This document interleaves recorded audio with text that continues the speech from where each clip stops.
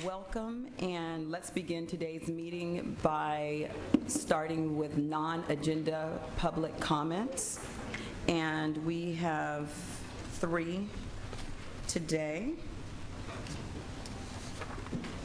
And you can come up in any order you choose. Colin Pierce, Irina Segade, Dr. John E. Warren, and Terry Verano. And you have 3 minutes. First of all, thank you, Superintendent Martin and Board of Trustees, for welcoming our comments this evening. My name again is Terry Verano. I'm the president of PFLAG San Diego County. It's the largest LGBT agency addressing issues of support, education, and advocacy for families and our loved ones. I want to also thank the board for the appointment of Dr. Vernon Moore to serve as a conduit for information between the San Diego Unified School District, the community at large, as well as the Safe Schools Task Force. It's been a real asset to have that line of communication open. We're also very grateful for the proposal to implement the Safe School, or the School Climate Survey, to get a good base of understanding of what's going on in the daily lives of students on our campuses, and also for the improvements to the supporting system for harassment, as well as providing the proposal for lanyards for staff members to wear to help our students identify allies on their campuses. This is all going to really help our families feel supported and recognized. The fact remains, however, that in the community at large, our children and families are subjected on a daily basis to misunderstandings and misinformation about, and this is about our families and about the LGBTQ community, and this is passed down through the media, through our schools, through our religious institutions, and even our family teachings. And we recognize that change and through education is the only way that that's going to change. And so PFLAG is really stressing the importance of mandated specific training to LGBTQ issues and concerns by all staff members within San Diego Unified School District. We don't feel it can be rolled into another training or that it can be covered in a 45-minute lecture. We're talking about deep-seated cultural shifts, and we really appreciate your consideration of the scope that will be needed for this training. We need an experienced, culturally competent individual familiar with working with teachers, administrators, families, and labor to get this done in San Diego Unified School District. So looking forward, we are grateful for the progress that's being made. We look forward to reports and timelines for all of these wonderful proposals and policy changes that we've been discussing. So thank you very much for all that you do for all the students in San Diego Unified School District. We appreciate it. Thank you. Thank you. Good evening, I'm Colin Pierce. I'm the co-chair of GLSEN San Diego. It's the local chapter of the Gay, Lesbian, Straight Education Network. It's a national organization whose primary focus is protecting the safety and well-being of LGBT students in schools. As many of you will remember, we were here in March, and we were encouraging the board and the district to refocus your efforts in terms of protecting LGBT students. I'm a longtime member of the Safe Schools Advisory Group, and our concern was that some of the initiatives were moving a little bit more slowly than we would like. So I wanted to come today, a couple of weeks prior to the superintendent's report to the board, just to thank the superintendent and also several of the board members who we've had many meetings with, many phone conversations and email exchanges, and especially Dr. Moore, who in his new role, he's been great to work with. We're very encouraged. We're very optimistic about the report that you're going to receive in a couple of weeks. I would echo what Terry Verano said about the importance of comprehensive training, and that it be that when the report comes, we're optimistic that we will see a report that details a timeline under which every single staff member, certainly within a 3-year period, would have received the kind of training that we think is necessary. And also, we also believe that it's critical that the district have in place a dedicated FTE who's responsible for LGBT safety and well-being. And I would encourage the district and the superintendent that when you're identifying that person, when you're working on this the program of the various issues that we've talked about over the recent months, that you take this opportunity and challenge yourselves, not just to be a district that follows your legal obligations or does some of the things that need to be done. We really think that with some of the people that you have in place and with the values and commitment that we see from the board, that this district really could be a model district within the country for how we protect our LGBT students. And we wanted you to know that you have local partners who are here ready and willing and looking forward to working with you. We also have Anne Marie Haney as well. Thank you. I remain hopeful that our music teachers will start the year with a budget of some sort in middle and high school. I'm grateful to know that they'll be able to pull out some instruments that need repair and have been languishing for some length of time. But beyond that, they still need a bottom line source of income for the basics of teaching. So we can't expect them to do fundraising. The music instruction books, not just sheet music as I hear expressed, but the basic instruction books have to be purchased somehow for them to even hold a class. And we don't like the Xerox option, which is not to be discussed publicly. But sometimes in desperation, what are you going to do when you have a classroom full of children and no music? So I'm hoping that we'll see an improvement in the budget, recognizing this is a curriculum area. We have our teachers there in place, but they start with zero. They really do. I've had that confirmed, Superintendent Martin. Again, I keep hearing it, and it's true. They start the year, unless the principal at the school uses some discretionary money and helps them out. Other than that, they have to raise the money for these basics. We don't do that to our other subject areas. The teachers don't come and have to raise the money for the lab supplies to teach science. So I don't want to pit one thing against the other, but I'm very grateful to all of you, as you know, for what you do, and I hope that we can find a way to help these teachers get started with a bottom line. I would suggest that per student ratio would be a good way to distribute it. If it goes into a budget, decide how many students are expected in music specifically at different schools so that there is an equity of distribution depending on enrollment. That might be an incentive for a little more enrollment even. And I would like to say that every student is welcome in these music groups. We don't have any exclusion on any level. If a student wants to feel part of what's going on, there's a place that they're welcome in every way and can share something wonderful. So there's another opportunity for us to come together. Thank you very much. Thank you.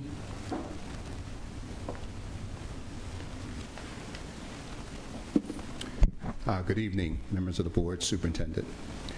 I'm John Warren, publisher of the 55-year-old San Diego Voice and Viewpoint newspaper, past director of the National School Boards Association, past member of the DC Board of Education, and a former legislative aide to the Congressional Committee on Education and Labor, through which most of your programs have come, and many I was present in my youth during their creation and passage.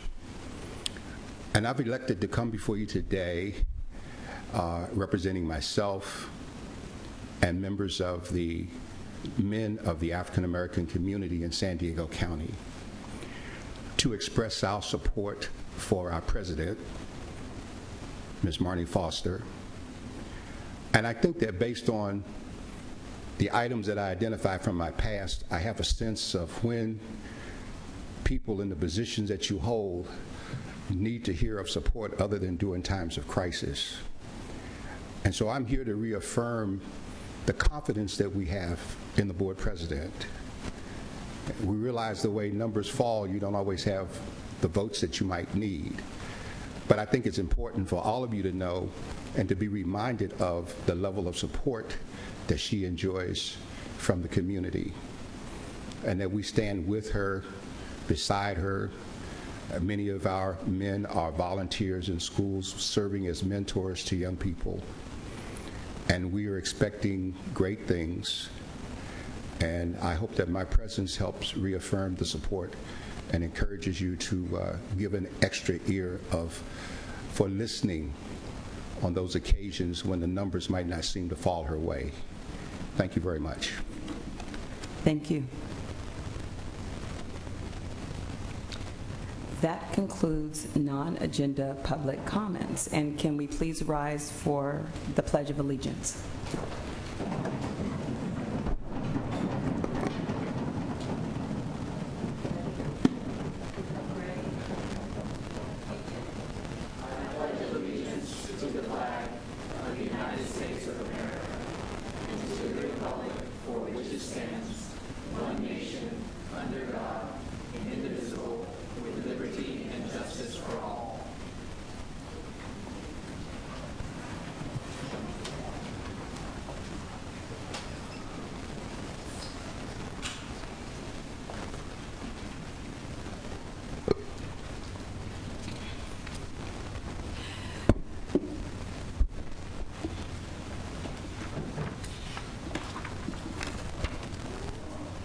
Thank you, and I would like to welcome everyone to today's board meeting and those that are watching the broadcast.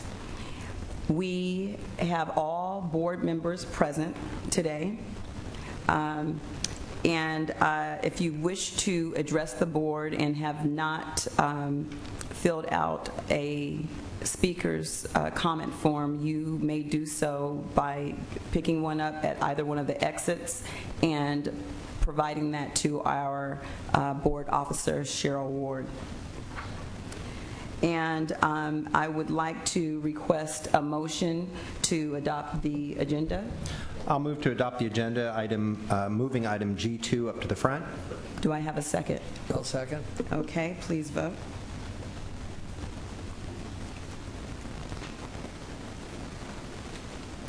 So we have G2, resolution in support of development of the San Diego Unified Climate Action Plan in alignment with City of San Diego's Climate Action Plan. Trustee Bizer Barrera, would you like to say some comments about that first? Thank you, President Foster.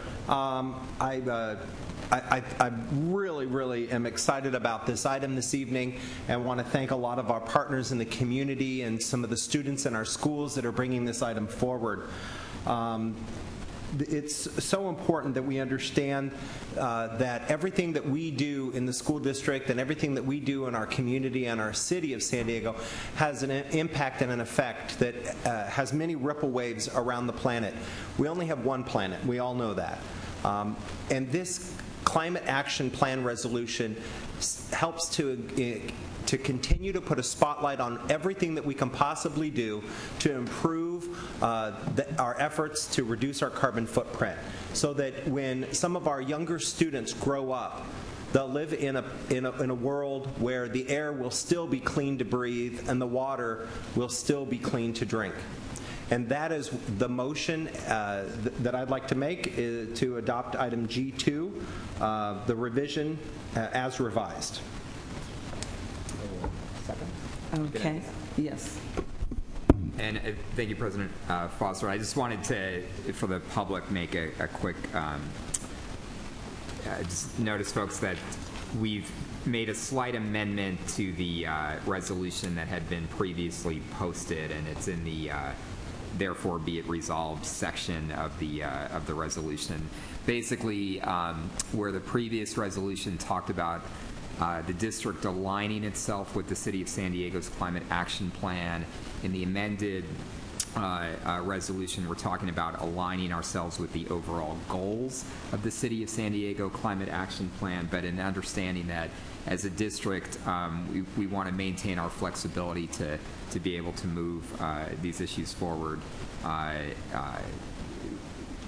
no matter which way the City of San Diego's plan goes. So. Yeah. Right. And I think that's a very good point, Trustee Barrera, to point out that the goal is to achieve 100% renewable energy by 2035, and how we achieve that goal and how the city achieves that goal, maybe we will have different strategies that we develop that could be a model for other governing agencies. So thank you for that clarity, Trustee Barrera. Okay, so we have a number of speakers today on this item, and you can come up in any order, but Kathy Rogers, Carol Kim, Sean Vanderveer, Ryan Vanderveer, Celeste Bobrovsky, Joe Vanio, and Lindsey Birmingham, and Micah Mitrowski. You will have 2 minutes each and state your name, and then when the, right. I don't think we have any other side, but thank you for that. Because I think we want to breathe. No, I'm just kidding. Sorry, I couldn't help myself. Okay. Thank you, Board President Foster, and thank you to the board. My name is Kath Rogers. I'm with Climate Action Campaign, and I'm here to support this resolution on behalf of our 1,000 members in the San Diego area. And I'll let my colleagues introduce themselves. Micah and Jose. Hi everyone, Micah Mitrowski, environmental organizer with IBW Local 569. We're in strong support of this resolution, including the amendments proposed by Board Member Barrera. Hello, I'm Jose Caballero, and I am running for San Diego City Council District 7, and I want to thank the board and staff for bringing this important resolution forward. And thank you, Kevin Beiser and Richard Barrera, for making this motion. And thank you, Dr. Mike McQuarrie, for actually having that press conference to express the importance of climate action for our children. Now, can everyone in the audience who's here for this resolution please stand up?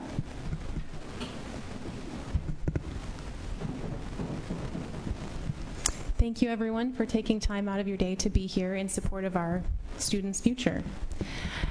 And we would like to applaud the school district for recognizing that climate change is a children's issue, and it is a children's issue because the brunt of climate change impacts are going to be felt by the most vulnerable, especially children.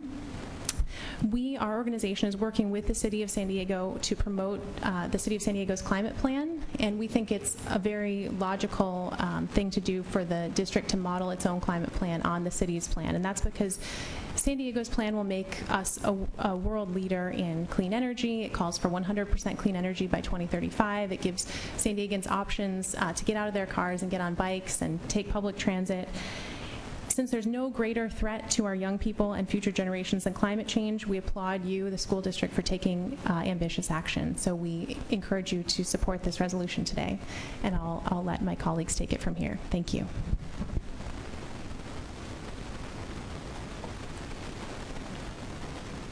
Good evening, trustees and Superintendent Martin. Thank you so much for allowing us to be here today to speak in support of this resolution and San Diego Unified's Climate Action Plan.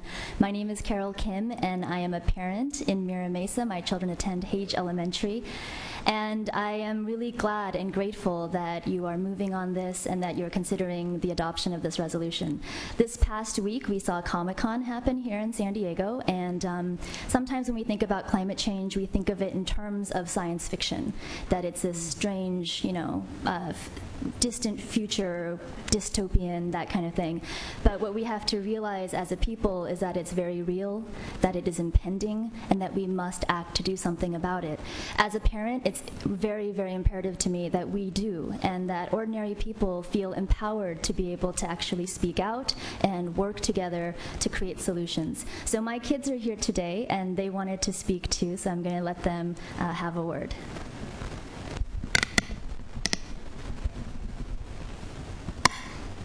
I am Kate, and I am 5. I go to Hage. I love polar bears. And we need to stop climate change so animals, plants, and people won't die. As kids, we need to be safe on our own planet so we can have a good future. Thank you.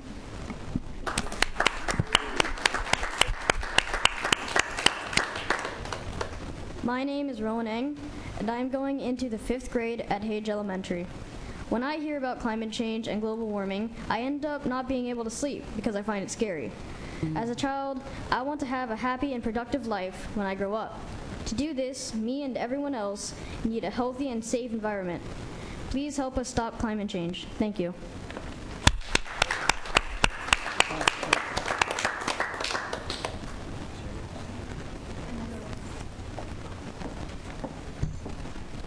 Good evening, ladies and gentlemen of the School Board Superintendent Lindsey Martin. My name is Celeste Bobrick Ozaki. I'll say that again. It's Celeste Bobrick Ozaki, okay? And I am the new president for the San Diego Unified Council PTAs for the 2015-17 term. Allow me to briefly introduce myself. I am a mother of 3 children that all go to school within the San Diego Unified School District. I have a degree in biochemistry. I also have a master's in business administration from Cal State University San Marcos. I have been a member of PTA for almost 10 years, and for the last 2 years I've served as the Vice President of Legislation for the Council PTA. One of the best things about being a volunteer with PTA is being able to advocate for all children. I've served on the committee that brought the Council's resolution, Climate Change is a Children's Issue, which was adopted by the California State PTA in May. I stand before you today to show support of this resolution and encourage you all to show your support.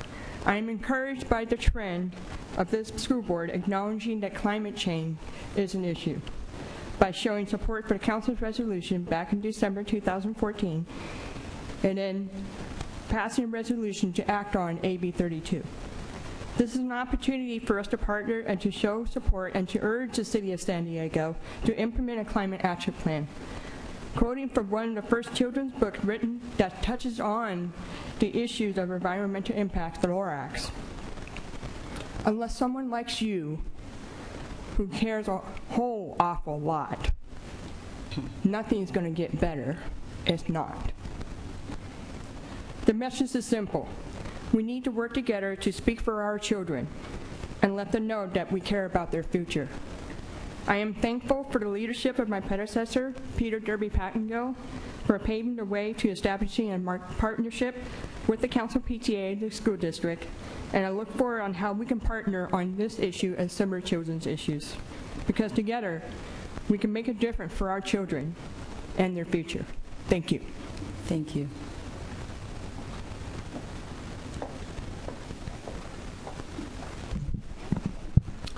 Hello, board members and superintendent. My name is Joe Wainio. I'm a teacher at Horton Elementary, 4th grade teacher, and I'm a member of a local environmental group called San Diego 350. And I support the resolution before the board right now. And I applaud the many efforts you guys have already made to make our district have sustainable policies. I know at my school, for example, we have a lot of solar panels on the roofs. On Mondays, the students can have the option of meatless Monday for their lunch. Most of the students at Horton come from families that have not been living a life of luxury and wastefulness. But even though their carbon footprints are relatively light, our society's very unequal distribution of wealth assures that they will bear the brunt of the worst effects of climate change. This is why leaders such as yourselves and all of us need to advocate for equitable policies in the district's climate action plan as well as that of the city. I'd like to add that teaching is another main way that we can prepare our students for the future. We should focus on teaching the science behind climate change as well as the history of how we got to this dangerous place. Teaching the students about this real issue that is certain to impact their future and that is already impacting all of us right now is very engaging. And learning about climate change, like ethnic studies classes, promises to motivate students to participate actively in our society as citizens and make school a more meaningful place. And I wanted to commend the board for committing to establish those ethnic studies classes also. Thank you. Thank you.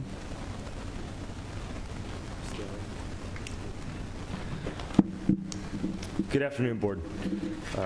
Thanks so much for having us out. My name's Sean Van Diver, and I'm out here. My son Ryan goes to Bernie Elementary just up the road. And as a parent, combating climate change is important to me because Ryan deserves to grow up enjoying the earth and all of its beauty. Now, I spent a lot of time up in D.C., with groups called Truman National Security Project and Operation Free. And Operation Free is a group of veterans like myself who go around the country talking to people about climate change and how it saved lives on the battlefield. Now, I'll tell you, Operation Free, as soon as Mayor Faulkner signed the Climate Action Plan for San Diego, my phone started blowing up. Operation Free was so excited about this. We have an opportunity to lead here from our city and from our school district. And San Diego's climate, it's a model for the nation. San Diego's Climate Action Plan is going to make sure that our city remains a leader with its ambitious plan of achieving 100% clean energy by 2035.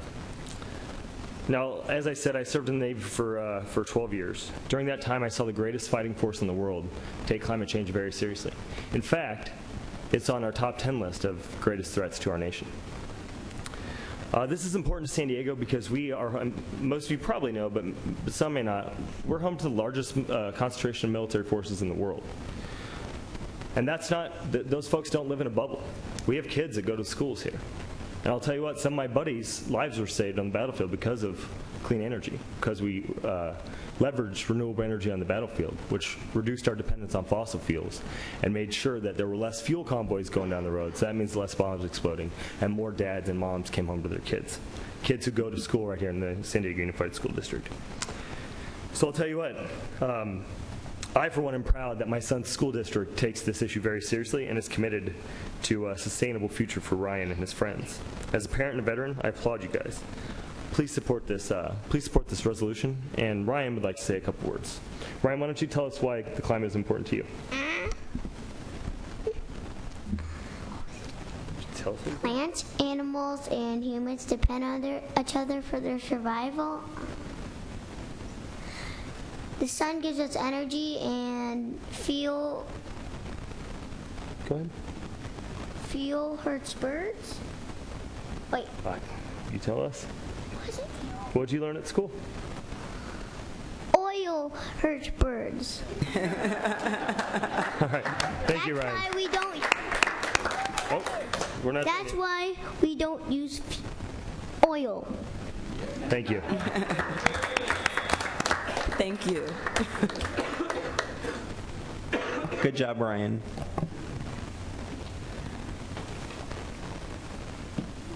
Was that buzzer for everybody? No. Okay. No, you're good. Lindsey Burningham, SDEA President. This past year, the SDA Board voted in support of the PTA climate change resolution. We've not had the chance to officially support this resolution by the San Diego Unified School District, but going along with the PTA's resolution, I am here in support today.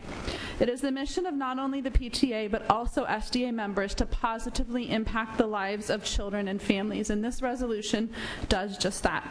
By passing this resolution, our district is showing their commitment to protecting the future of our students. Thank you. Thank you.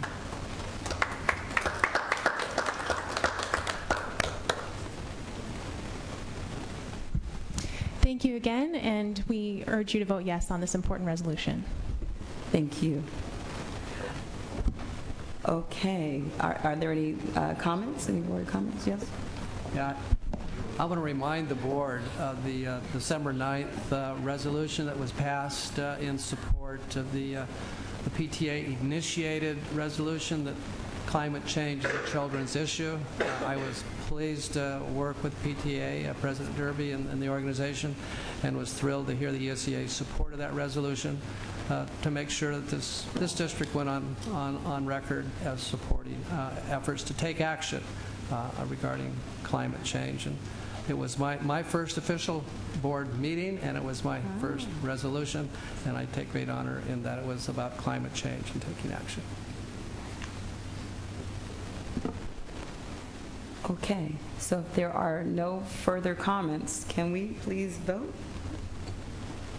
And apparently we all want to breathe and take care of children very well.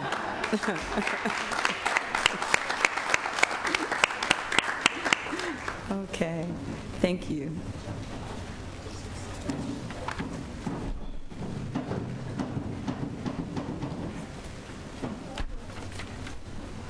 Okay. I don't believe there are any reportable actions from club. Oh, we do? Okay. Okay. So no reportable actions from closed session, and we do have some administrative assignments that I believe Superintendent Martin would like to share.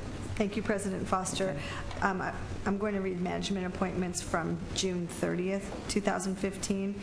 We will be going back into closed session after this open session, and I will have further management appointments to read then, but I need to read out loud the management appointments because after June 30th closed session, we didn't have an open session in which I could read them, so I'll be reading those right now. The Special Education Site Administrator, Pamela Bush. A Special Education Site Administrator, Julie Jones. Special Education Site Administrator, Sarah Klein. Special Education Site Administrator, Mary Grace Ridgway. Program Manager, Special Education, Jennifer Parks Orozco. Program Manager, Special Education, Amy Sage. Director, Neighborhood Schools and Enrollment Options, Marceline Marquez. Vice Principal, Bethune Elementary, Rosalind Turner. Vice Principal, La Jolla High, Cindy Euchert. Vice Principal, Scripps Ranch High, Matthew Lawson. Vice Principal, Scripps Ranch High, Antonio Gutierrez.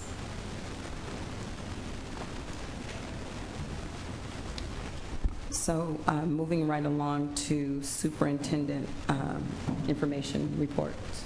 Thank you.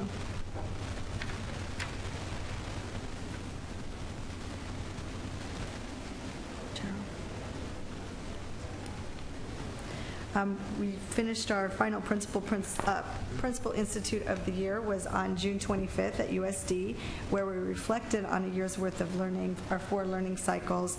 We focused this year on how to develop social, academic, physical environments worthy of our children. How do we create the classrooms that are alive with collaborative conversations? How do we create learning conditions that maximize the potential and unlock the genius in every learner? And the 4th cycle that we just finished up was how do we develop students who take an active stance in their own learning and the learning of others. And the symbol that you see on here is a symbol for the word to listen, and we were teaching what it means to be active listeners in our communities and in our schools to support student learning, and that became a theme for the year. It was a theme of the National Equity Project work as well, that we know real change comes from real listening and active listening. And listening is not just hearing, it's listening with your eyes, your full body, your mind, your heart, and your full attention to what people are saying to one another. And so we ended the year with this Principals Institute focused on listening, and we had principals presenting to one another on the learning cycles from the year and how each principal, we had principals sign up, they gave a 10-minute presentation to their colleagues in their area groups, and then we had breakout sessions in the afternoon where principals were teaching each other on how they brought these learning cycles alive at their school. And for us, it looked like, it felt very much like a tipping point was reached as principals were teaching one another around practices that were working in their sites that invited collaboration and coherence across the district. So it was a great experience, end of the year, and we also know that going into next year, we're planning already our Principals Institute for August, and we ended the year with a strong reflection piece, looking back on this year, and how do we take the work deeper next year? We're going to continue the 4 cycles. The 4 cycles of learning this year now, people have lived them for a year. How are we going to take them deeper, and how are we going to have our community participate in these learning cycles as well? So it was a day of reflection and then to build for next year. Switching gears out to, speaking of the community, we had our Summer Fun Cafe Kickoff Barbecue, and there I am with the mayor presenting or serving a picnic over at the park, and the Fern Street Circus was there, and we were partnering with City of San Diego Park and Rec Department, our Military Child and Youth Program, San Diego Public Library, and other nonprofit organizations were part of kicking off the Summer Fun Cafe, where we feed students throughout the summer in San Diego. On this day, we served 1,700 meals, 400 more than last year, 1,800 meals total, and we say it's one of the biggest parties launching this kickoff, and it really does show all the community partners that were part of it, but it shows the collaboration between the City of San Diego and the district to make sure our students have access to food during the summer months, and over 50 parks and recs departments in the City of San Diego, plus libraries and other community organizations help us, or we partner with them so we have a place to feed students and have them have access to food throughout the summer, but not only that, outdoor activities and fun community events where they can have healthy meals, physical activities are being provided, so kids are getting out into their community, and that was the great kickoff event for that. And well, District E's Skyline Hills community, that was a very good choice, I might add. Yes, that was the park where it was held. Thank you for the shout out there. We appreciate the partnership with the city to make that happen as well. And then Trustee Foster and McQuarrie attended with me the Father to Child graduation.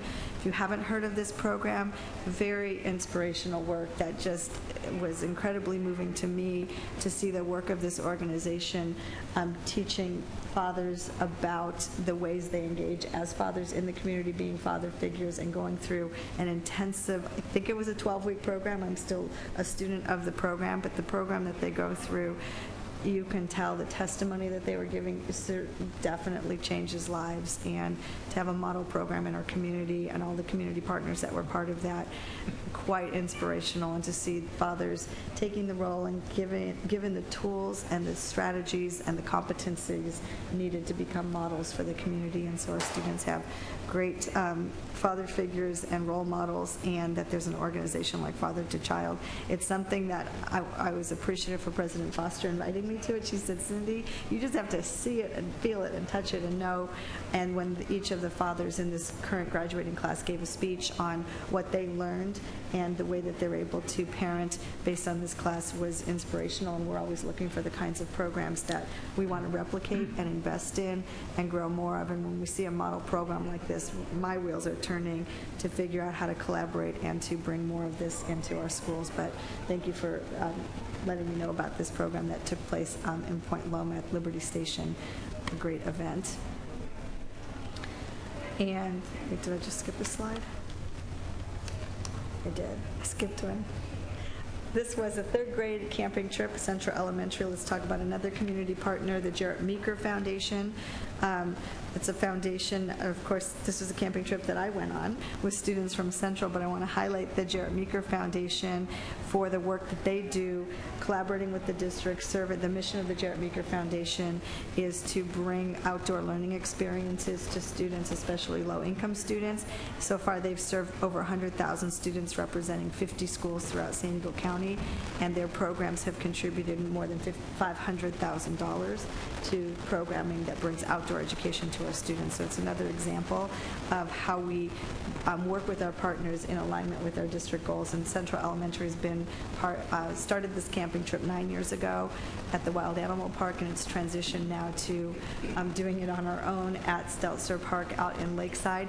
This was the first year that it rained. We had a thunderstorm when the kids got there, and so it was a real outdoor experience. And I'm going to give a little shout out to my mom, who is in that picture with the two girls. My mom and I shared a tent. We have to have many chaperones to do an event like this, and I'm just so proud of my mom in her 70s going out there. She doesn't like me telling how old she is, but I will. Going out there camping with the third graders, she and I in the tent with our two kids overnight, and listening to the rain and hoping that we all stay dry throughout the evening. But the partners also that were a part, my mom was a Girl Scout. I grew up as a Girl Scout, so it's easy for us. But other organizations that were part of the trip were the Lewis-Stelzer County Park Rangers, Heritage of America's Museum, Young Audiences, the Raptor Institute, San Diego Astronomy Association, San Diego Search and Rescue Canine Unit, the Boy Scout Troop 362, Cruising Critters, Lake Murray Kiwanis Club, Promo Deli helped with the food, and Sharp Grossmont Hospital. So it's how you're bringing all these partners together to bring a great outdoor learning experience, and using all of our resources in the community that want to be a part of transforming public education. And even if one of the resources is a superintendent's mother, we will look to our community resources to bring great experiences to our students. And a huge thank you to the Jarrett Meeker Foundation and the staff at Central Elementary, the teachers that are so completely invested in students and student learning outcomes and bringing meaningful, relevant learning experiences that they commit to this two-day overnight with the students out at the park. And then we attended there were many reclassification ceremonies. I'm just going to highlight one of them at Zamorano Fine Arts Academy. the English learner reclassification ceremony on July 2nd. I love the theme, What's Your Superpower? Because they were teaching the theme of being superpower, or what is your superpower, because they say that being bilingual is kind of like having a superpower. And so the students that were reclassified, there were 39 of them. At this particular school, 217 English learners are at Zamorano in grades 2 through 5, and that was 18% of them were reclassified. In second grade, there were 5. In third grade, there were 15. In fourth grade, there were 10. And in fifth grade, there were 9. And we talk about reclassification. We don't go into the details, but specifically in this group, 17 were Spanish speakers, 13 in Filipino, 14 Somali, 1 Ilocano was a native language, and 1 Cantonese, and 3 other non-English languages. So to break down our reclassification is not only Spanish, we have many, many different languages spoken in our district, and that was a very diverse group.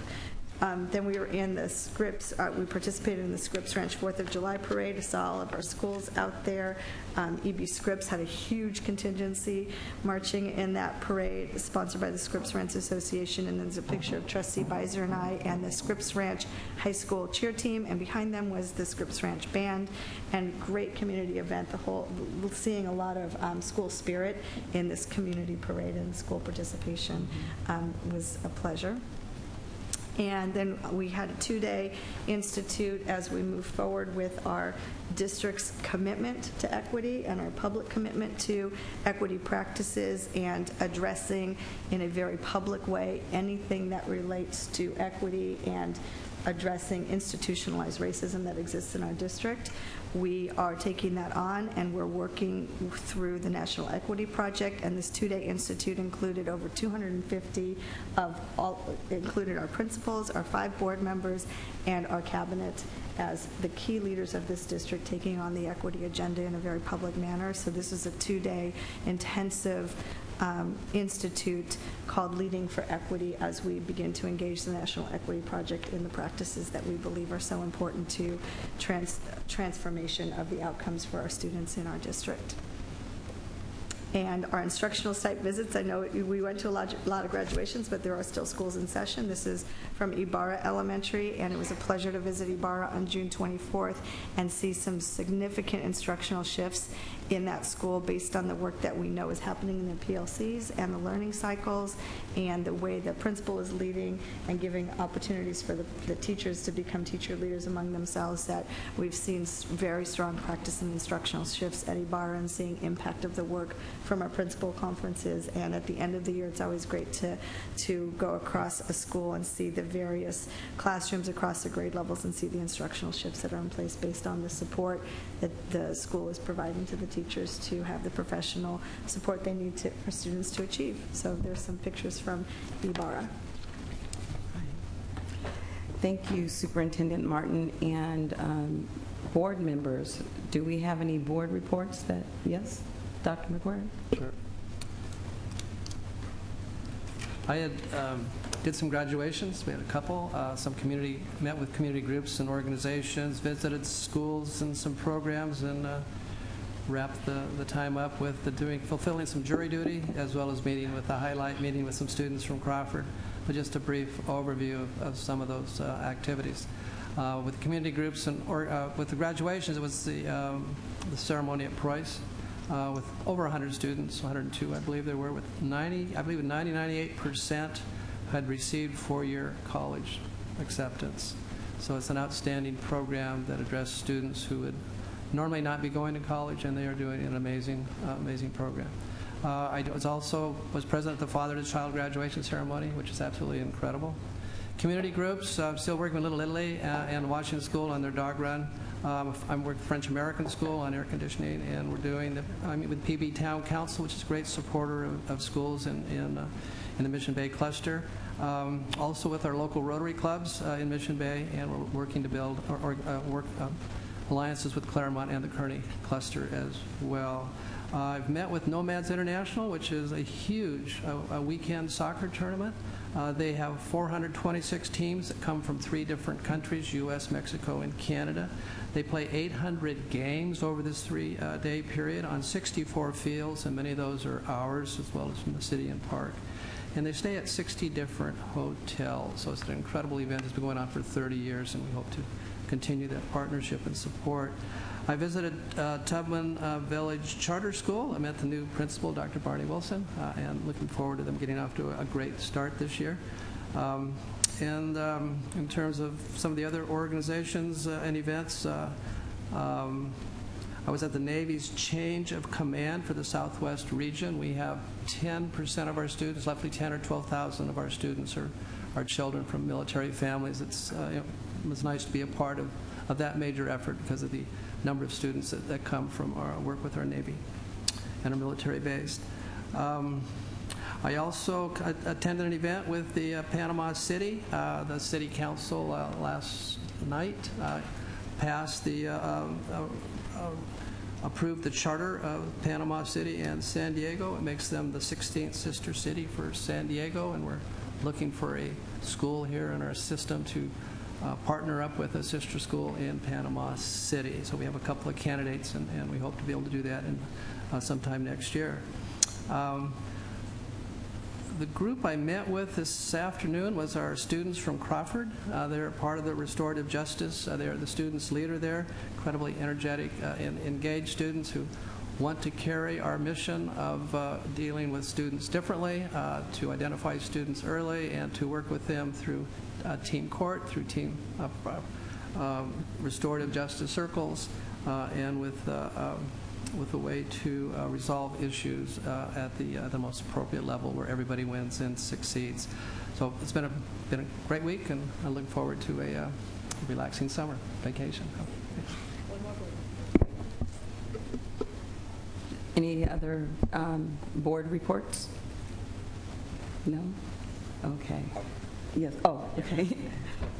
Thanks, President Foster. I just wanted to, first of all, thank Superintendent Martin and President Foster for their leadership in bringing the leadership of the entire district together around the Leading for Equity Institute. I know it's a vision that President Foster brought to this district, and it's also a vision of the way that Superintendent Martin has approached making change, which is not just sort of scattershot, attempts here and there for a few students at a few schools. It's really a comprehensive. We had a conversation at a prior board meeting where we were talking about the LCAP, about the reality of the issues facing our students and their families in a world where racism and income inequality and discrimination in various forms continues to limit the potential of young people. And a commitment of a school district of our size to take these issues on in a systematic way and in a very serious way. I think it was a moment that I was proud to be a part of this district. So again, I want to thank President Foster and thank Superintendent Martin for your leadership in pulling that together. I also want to, I attended the reclassification ceremonies at Chavez Elementary School and Edison Elementary School. Very different schools with different strategies around support for English learners. But both schools had a successful year in their efforts to reclassify students, and at the core, what folks at both schools talked about was that this year more than ever before, the teachers, the staff, the principals came together early on in the year and looked at the data and looked at the reality of the challenges that students face, especially when they leave elementary school and go on to middle school and have yet to become proficient in English, and a real sense of commitment and ownership in those school communities to do more and to make sure that their students succeed while they're there in their elementary schools. And again, I think it's an example of Superintendent Martin's leadership. There's been a consistent focus over the course of the year on English learners and how that this is a priority issue for the entire district. And there's been a consistent strategy around agency. You know, it's a term that I think has gotten into the day-to-day vocabulary at the school communities, and it's really about school communities taking ownership for the most pressing issues facing their kids and working together and making progress. And so at two different schools with different strategies, the sense of agency around support for English learners was very apparent. And again, we've had a conversation over the course of this year about the district's approach to supporting English learners. Seems like the data shows some improvement over the course of the year in our reclassification rates. But I think more important than the raw numbers is just the priority that we're seeing in schools throughout the district, and again, a sense of school communities coming together with a sense of agency to support our kids. So again, I want to thank Superintendent Martin for your leadership this year around the English learner strategy. I want to echo Trustee Barrera's comments on the National Equity Conference that we had, and I think it was also a great community building event for all of the principals and senior management to really come together with a very diverse group and different points of view. And I was talking to a new principal today who was just very excited to be included in that. So I think we're going to see a lot of results from this kind of work. So thank you. I too want to commend President Foster for her legacy work around equity in our school district.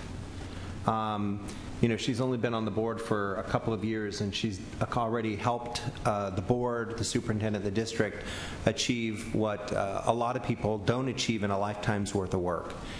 I was thrilled to be a part of the 2 full-day professional development with all of our principals and senior leadership of our school district area superintendents at the National Equity Project professional development for 2 full days at De Portola Middle School in fantastic Tierra Santa, California. You know, that was really a very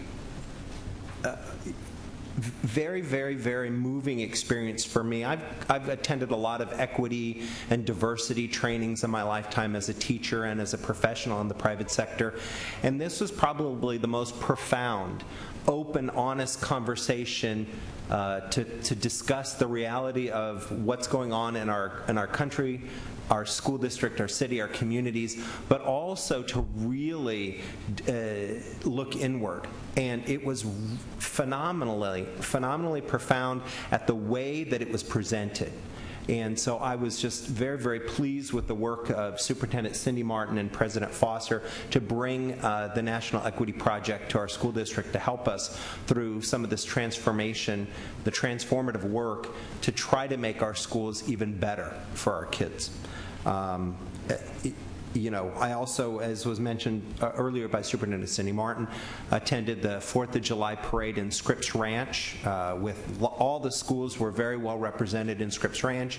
You saw earlier the picture of Superintendent Cindy Martin and myself with the Scripps Ranch cheerleading squad, and I shared that picture on social media and announced that Scripps Ranch cheerleaders are the best, of which I immediately got a response from a good friend of mine who is a parent of a Patrick Henry High School cheerleading squad. So let me just say for the public record, all San Diego Unified cheerleading squads are the best, especially the ones in Subdistrict B. Okay, any other comments? No? I really don't have anything to add, because between Dr. Mike McQuarrie's comments and everyone's, you were pretty thorough, very thorough. I don't really have, no, actually I changed that. I do have something to add. You didn't mention that Congressman John Lewis was in town, and he has written a number of comic books that caught the attention of Comic-Con no surprise there. So he was in town, and then we were fortunate enough for him to drop by the Jacobs Center and speak to a very large, well-attended crowd about his life and the civil rights movement and many of the contributions that have paved the way for us to have this critical dialogue here today. I think that it's also important to mention that students at Oak Park Elementary School did have a dialogue in their seminar class not too long ago, and were also present at the Jacobs Center to see him and meet him and ask him questions in person, because if you recall, that dialogue that they had previously was via Skype. So we have Common Core seminar going on in our classes, and they're able to connect that to the real world in their city, in their schools, with their principal present. By the way, I want to give a shout out to Dr. Villery, because it was a very proud moment that we were able to host him so well in the city, and in I'm just saying it was in District E, just a note. But that is all I wanted to add to the discussion, and I believe Superintendent Martin, you have something to share. It's not my superintendent information report, but I did want to say publicly, announce a very bittersweet announcement that Dr. Joe Fulcher, who's in the audience and probably would not want this said out loud, but has accepted a position in the Sweetwater Union High School District as the Assistant Superintendent of Equity, Culture, and Student Services, and will be sorely missed in this district, but will be very close by in a neighboring district. And we congratulate you, Dr. Fulcher.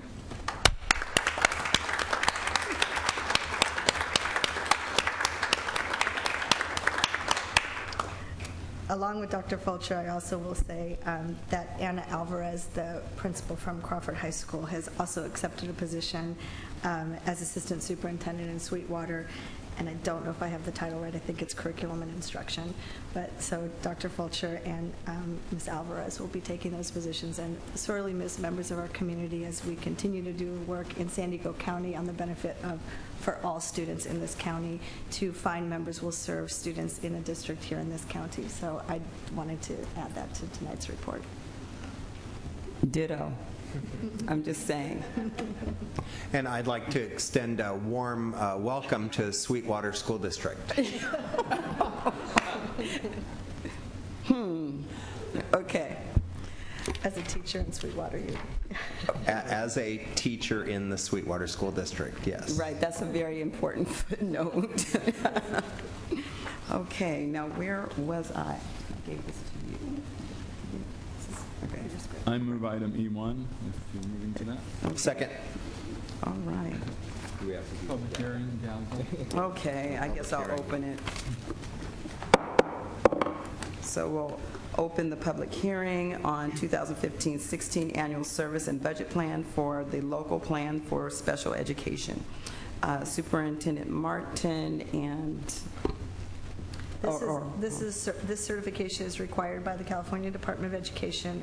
We do this on an annual basis prior to the year in which the budget's adopted, and this annual budget plan identifies the revenues and expenditures for all items that are required in the Ed Code for special education services.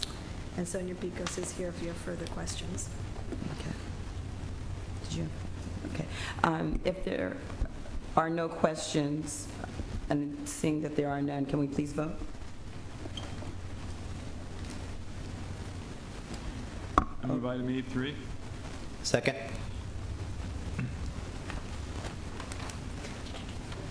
I'm sorry, did you say you move items F1 through F3? Is that what I heard? E3. Oh, okay, E3. All right. Superintendent Martin?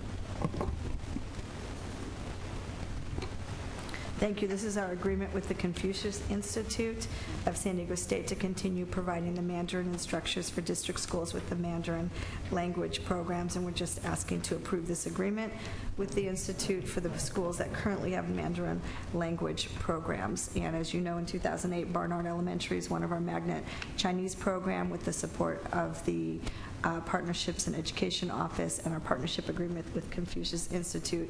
This was established, and we've continued this program. And the purpose of the agreement is to establish the roles and responsibilities of both parties in regards to recruitment, placement, and ongoing support for the Mandarin teachers and school sites with the Mandarin language programs at elementary and secondary levels.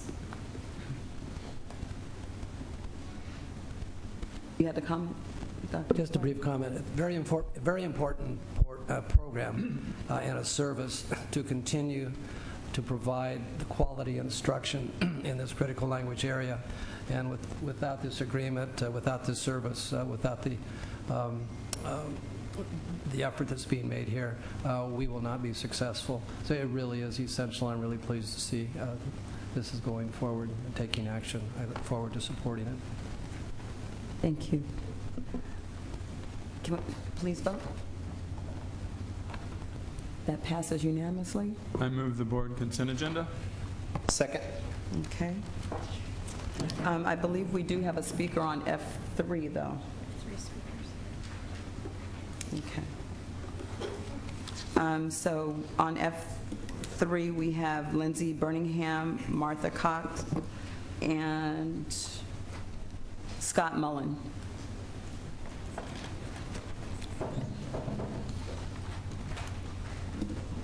I realize this is a moot point. Good evening, members of the board, Superintendent Martin, and district administrators. My name is Martha Cox. I'm a member of the League of Women Voters locally, and I'm speaking here tonight on behalf of the League of Women Voters of California about the resolution before you, consent agenda item F3. The League is a member of the Make It Fair Coalition and stands with you in support Senate Constitutional Amendment 5, called the Property Tax Fairness Amendment, authored by State Senators Hancock and Mitchell.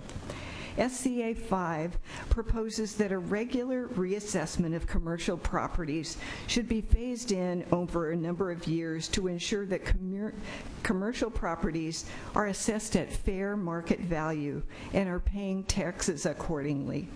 It is projected that such reassessments would generate approximately $9 billion per year to fund schools, fire, police, and the amenities that help our residents thrive.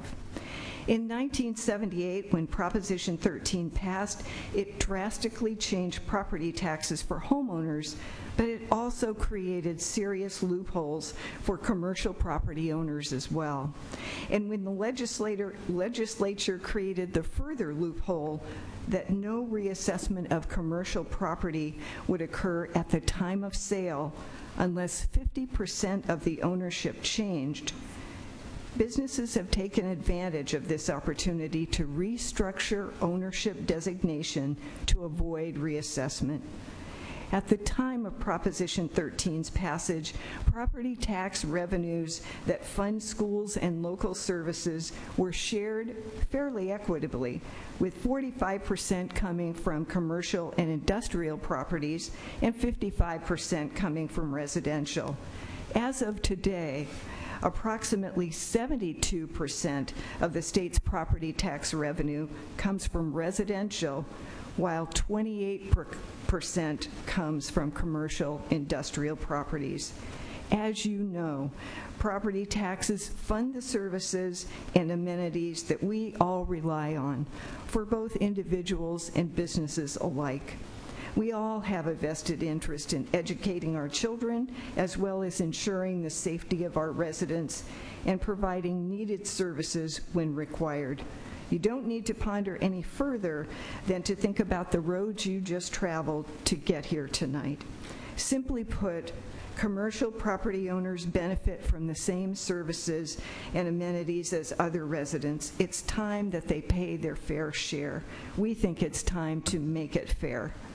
The Make It Fair Coalition brings together many groups. Thank you so much for your time. Thank you. I'm Scott Mullen. I think you have all my information on file. I'm a teacher at the Language Academy. Good evening, SDUSD Superintendent Martin and elected Board of Education trustees. I'm here to lend a few words in favor of your resolution in the matter to reconfirm support to close the commercial property loophole in Proposition 13. I am all for commerce and believe that government can do a great deal to promote and encourage the entrepreneurial spirit. Without a positive business climate in our communities, many jobs would be in jeopardy. Nevertheless, the commercial property loophole in Proposition 13 is one of the major causes of educational inequity and decline in California's public education system. As a teacher, I put children first. When a business climate allows one property owner to pay $11.44 per square foot on pre-Proposition 13 tax assessment rates, while requiring another to pay $214 per square foot of land that is sitting on property of the same rough size and equal value, any teacher, any parent, and any right-thinking community member would cry foul. Teachers stand for what is right. We stand up in support of garnering the funding of our schools deserve. Our county alone would realize a $800 million increase of funding to schools by closing this one loophole. Please vote to support this resolution and join teachers as the campaign for economic fairness marches onward. Let's make it fair, San Diego. Thank you. Thank you. Lindsey Birmingham, President, SDEA. I'm here to speak in favor also of the resolution before you. State Senators Holly Mitchell and Lonnie Hancock have introduced the Property Tax Fairness Amendment to finally close the loopholes of Prop 13 and raise $9 billion to reinvest in our kids and our communities. In support, our CTA, the California Teachers Association, and dozens of community, faith-based, civil rights, and labor organizations, all members of the Make It Fair Coalition. Prop 13 was passed to give important protections to California homeowners. Unfortunately, over the last 30 years, big corporations and wealthy commercial property owners have avoided paying their fair share of taxes, keeping billions from schools, parks, and services that rely on this local property tax revenue.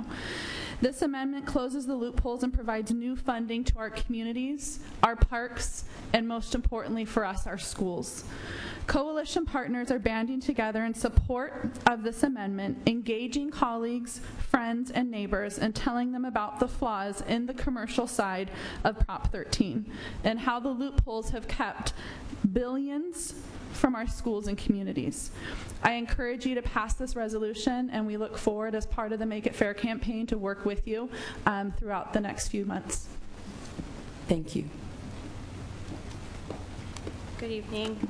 I'm Paola Martinez Montes. I'm the director at ACE San Diego. We're the Alliance of Californians for Community Empowerment. And I'm here on behalf of our members, which are over 10,000 statewide. But I'm also here as a representative from the Make It Fair Coalition, which is a coalition, like many have mentioned, of over 20 organizations, of community organizations like mine, labor partners, and faith-based organizations. And on behalf of them, we would like to thank you for your leadership and for your concern in taking this and reinforcing it. And as a student, as a former student of the San Diego Unified School District, I thank you because of the decisions that you make here today and in the future really affect students like me. So thank you so much. Thank you. Okay. So are there any further comments? Yes. Just a brief comment. Most of the reasons we're doing this have been stated, so I don't want to elaborate on that. But I do want to thank Trustee Richard Barrera for coming forward and co-sponsoring this resolution with me to bring it forward to the board. And we think it was timely. We think it's urgent. We think something needs to happen, and we think it needs to happen now. So we look forward to the vote and the action it's going to take afterwards to bring this to reality. To raise $9 billion. Yes. Okay, it's about time. And thank you for your leadership, Dr. Michael McQuarrie, is also. So, can we vote?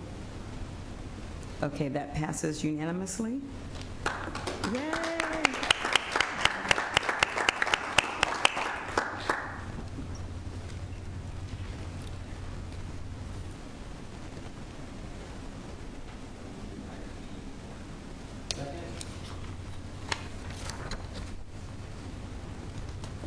Okay. Schedule of public Board of Education meetings, January through June 2016. Okay, so if there's no questions, can we please vote? All right.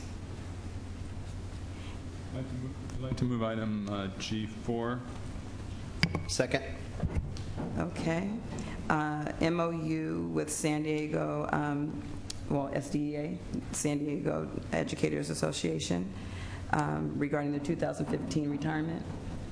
I don't know, did you want to make comments about that, Superintendent? Sure, we're asking for you to approve the amendment to the retirement incentive that we had with STEA, that we had an agreement to offer the incentive to members who submitted their intent to retire by June 15th, and we had a threshold number that we wanted to reach, and we didn't quite reach that threshold, so we are asking to agree to waive that requirement so that we can allow those that did declare and go ahead and offer the retirement incentive. Anyway, there is no additional cost associated with this amendment, and we'd like to be able to waive the requirement that we agreed to and allow those that declared, even though they didn't meet, we were fewer than the 125 threshold. Okay. If no questions, can we please vote? Perfect. Okay.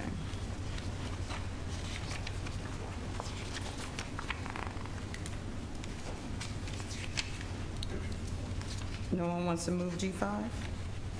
Information. I move to approve both items, G5 and G6, for direction for information. Oh, it's a direction. Second. Direction for information. Right. Second. Okay, perfect. So, I mean, this is pretty simple. I don't know, did you want to make a comment? I mean, I can. So G5 and G6. G5 is a request for the superintendent to provide information and update about the Lincoln STEAM Middle College, Science, Technology, Engineering, Arts, and Math Middle College.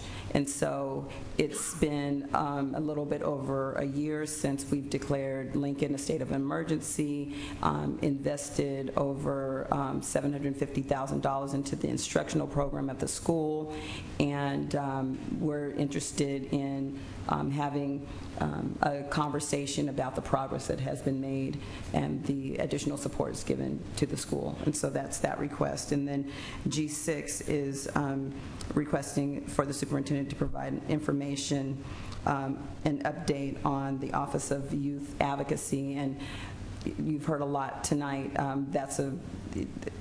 The Office of Youth Advocacy has a lot of critical work to the entire district when we're talking about restorative justice, our discipline policies, cultural proficiency, ethnic studies, LGBTQ, very important work.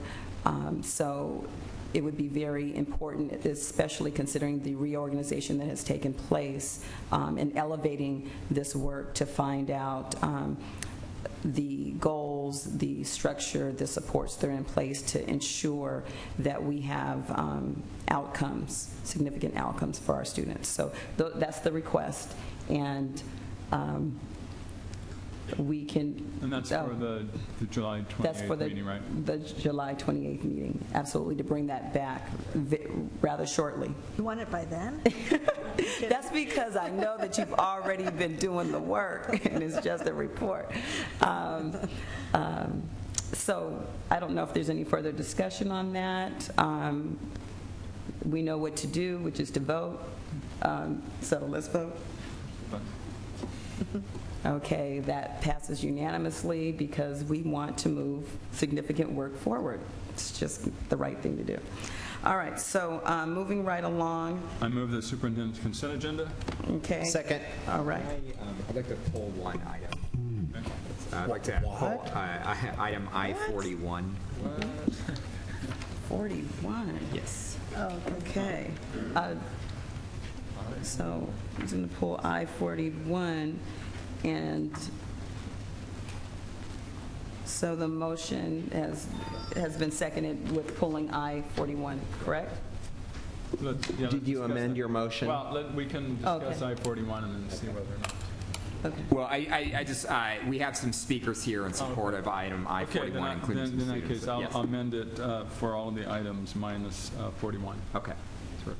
Second the motion as amended. So we vote on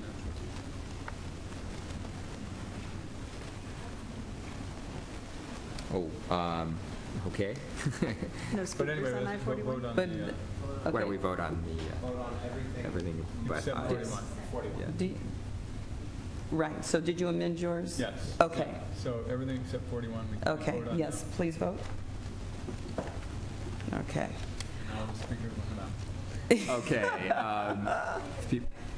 I think they are here. So if I would like to actually invite up some folks who are our core partners with the Ocean Discovery Institute on this project. This continues to be just, I think, one of the most exciting community partnerships that we have in our district. And this is an item to move forward with the development of the Living Lab for Ocean Discovery Institute, which is a partnership with the district, but really it's a partnership with all of the schools in the Hoover cluster that are going to be able to, the students are going to have great benefits from the development of our Living Lab. President Foster, I would like to move that we waive the normal requirement of having turned in the speaker slips ahead of time to allow these speakers to speak.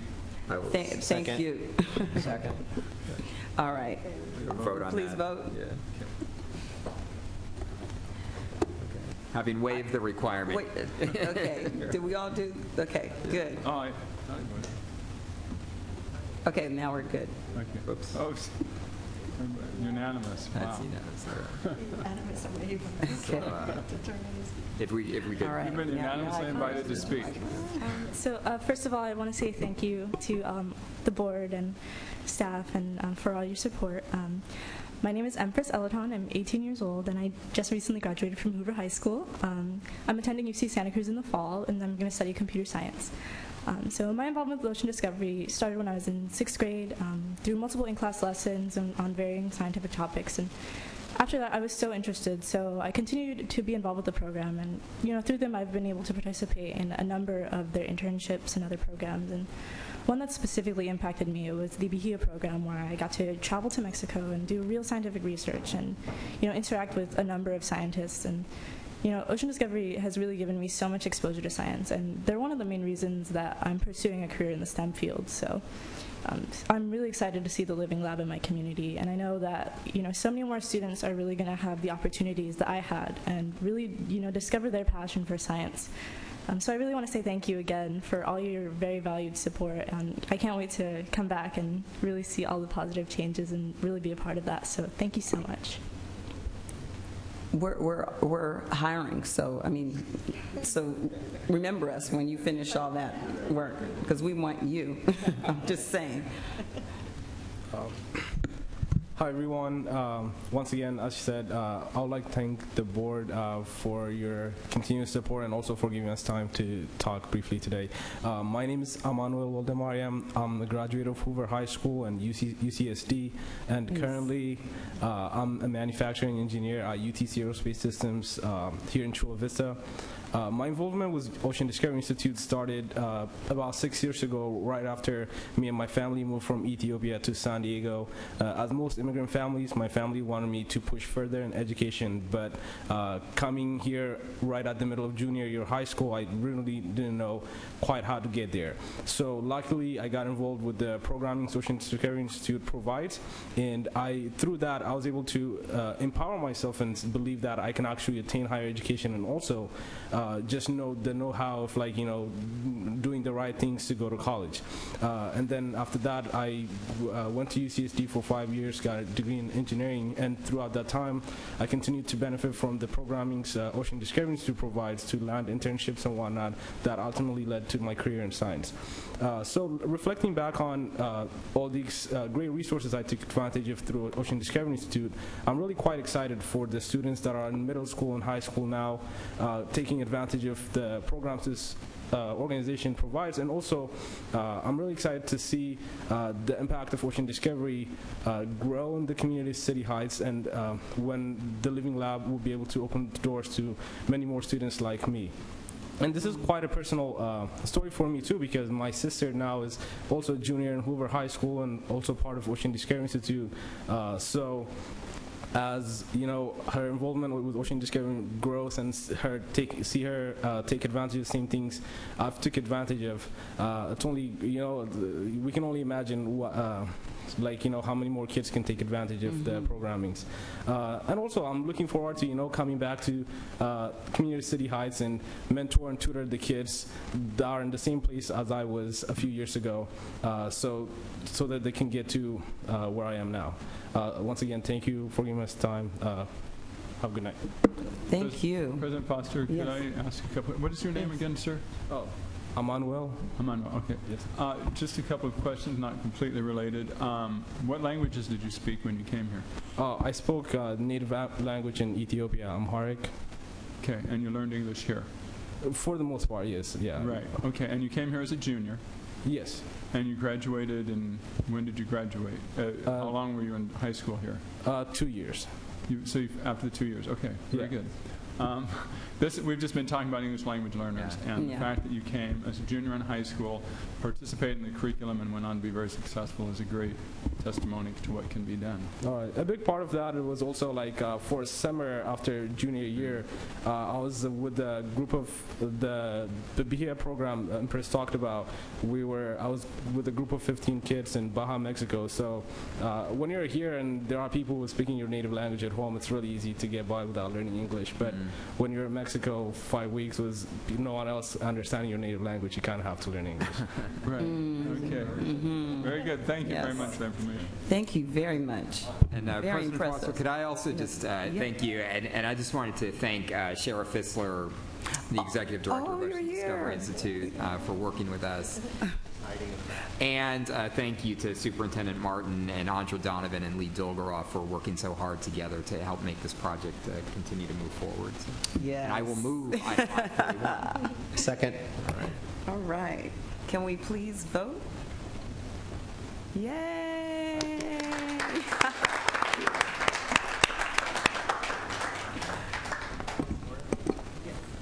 Just a quick comment on the last vote. It's another excellent example of how the school district can work in partnership with our city and the nonprofits to do programs that are extremely effective and work well for students. It's a great partnership. Thank you for putting it together. Thank you. And one more comment.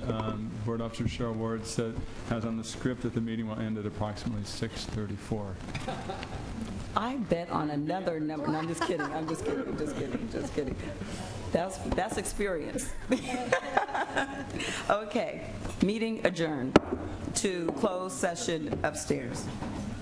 Not really.